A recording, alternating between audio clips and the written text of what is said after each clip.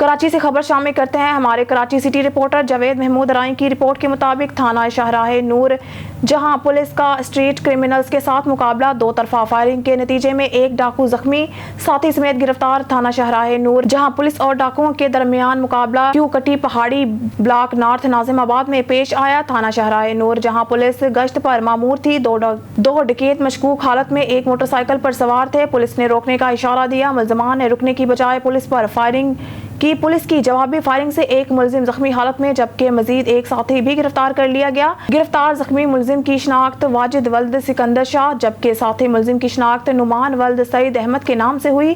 ملزمان کے قبضہ سے 2 عدد پستول، بما TT round, load magazine, mobile phone اور موٹر سائیکل برآمد ہوئی۔ ملزمان اور برآمدہ موٹر سائیکل کا ریکارڈ چیک کیا جا رہا ہے۔ زخمی ملزم کو عباسی شہید ہسپتال روانہ کیا۔ اسلحہ اور موٹر سائیکل کو علاقہ پولیس نے قبضے میں لے لیا۔ مزید انٹروگیشن جاری ہے۔